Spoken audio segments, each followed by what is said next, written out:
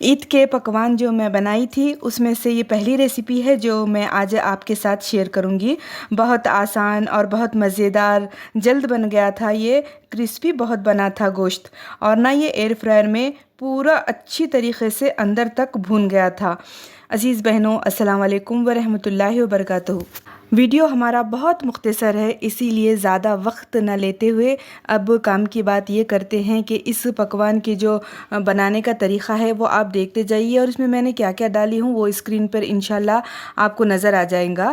اب پکوان کے ساتھ ساتھ ہم شروع کرتے ہیں ایک سیرت کا خوبصورت بہترین واقعہ، جو کہ ہمارے چینل کا مقصد یہی ہے کہ ہم کوکنگ کے ساتھ کوئی دینی بات سیکھیں یا پھر اسلامی تاریخ سے جڑا کوئی خوبصورت واقعہ سنا کریں گے۔ تو آج حضرت فاطمہ رضی اللہ تعالی عنہا کے وفات کے بعد حضرت علی کے گھر کا کیا حال ہوا، کیسے حضرت علی کی زندگی آگے بڑھی، وہ اس واقعے میں ہم سنیں گے۔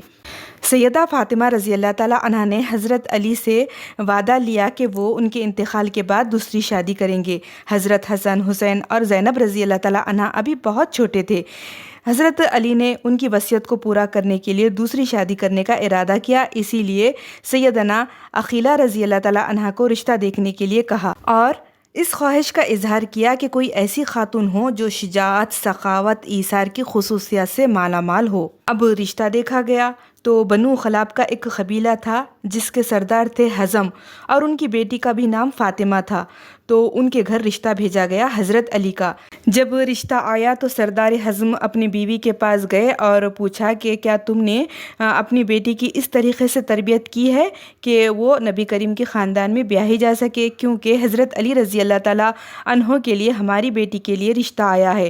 تو انہوں نے کہا کہ ہاں، رشتہ قبول ہوا۔ اس طرح فاطمہ بنت حزم نکاح کر کے حضرت علی رضی اللہ تعالیٰ عنہ کے گھر آ گئیں۔ جب وہ حضرت علی کے ساتھ ان کے گھر میں داخل ہوئیں تو حضرت حسن، حسین اور بی بی زینب رضی اللہ تعالیٰ عنہا کو دوڑ کر اپنے گلے لگا لیتی ہیں اور حضرت علی سے درخواست کرتی ہیں کہ آپ مجھے بچوں کے سامنے فاطمہ مت کہیے گا، بچوں کو اس سے ان کی ماں کی یاد آ جائے گی۔ میں اس گھر میں ان کے ماں بن کر نہیں بلکہ ان کی کنیز بن کر آئی ہوں، میرا یہ مقام نہیں کہ ان کی ماں کی جگہ لے سکوں۔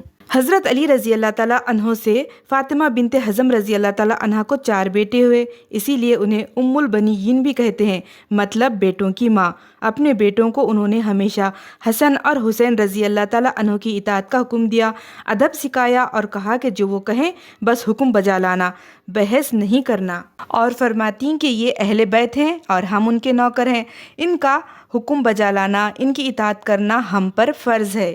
ان کے سب سے بڑے بیٹے کا نام عباس ابن علی، دوسرے بیٹے کا نام عبداللہ ابن علی، تیسرے بیٹے کا نام جعفر ابن علی اور چوتھے بیٹے کا نام عثمان ابن علی رضی اللہ تعالیٰ عنہ تھا۔ سیدنا عباس رضی اللہ تعالیٰ عنہ لشکر حسین کے سپہ سالار بھی رہے۔ حضرت عباس بہت ہی شجاعت والے تھے، وہ اپنے دونوں ہاتھوں سے تلوار چلانے کے ماہر تھے۔ واقعہ کربلا میں جب ایک ایک کر کے لشکر حسین کے سپاہی شہید ہوتے گئے تو سیدنا عباس نے اپنے بھائی امام حسین سے درخواست کی کہ مجھے جانے دیں۔ سیدنا امام حسین نے ان سے تلواریں لے لی کہ ہمیں خون خرابہ نہیں کرنا ہے، جاؤ اور صرف پانی لے کر آؤ۔ جب وہ پانی لینے گئے تو یزید کے لشکر نے ان پر حملہ کر دیا اور ان کے دونوں بازو کاٹ دیے۔ حضرت حسین رضی اللہ تعالیٰ عنہ نے یہ دیکھے تو ان کے آنکھوں میں آنسو آ گئے۔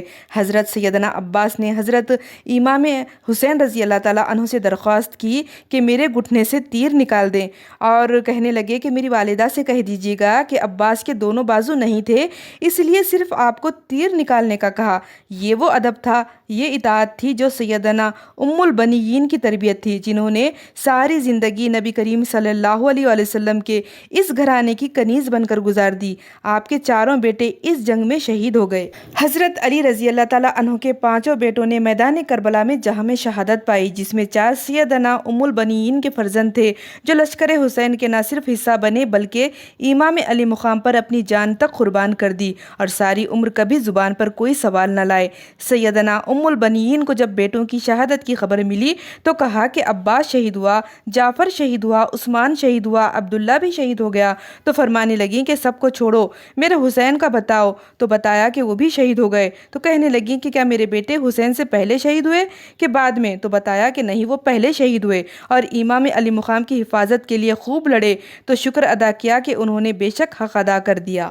یہ وہ ماں تھیں جو اہل بیت کے مقام کو سمجھتی تھیں، جس نے اپنے سارے بیٹوں کو ساری عمر صرف اطاعت سکھائی، ادب سکھایا، خود کو اس گھرانے کی کنیز بنایا۔ خدا ہم سب کو اہل بیت کے مقام کو سمجھنے اور اس ادب و اطاعت کی ہدایت فرمائے جو سیدنا ام البنین نے اپنے اولاد کو سکھایا تھا۔ آمین۔ یہ تھی اسلامی تاریخ کی مختصر سی اسٹوری۔ آپ یہ اپنے بچوں کو ضرور سنائیں، اور پھر انشاءاللہ ملتے ہیں اگلی ویڈیو میں۔ اللہ حافظ۔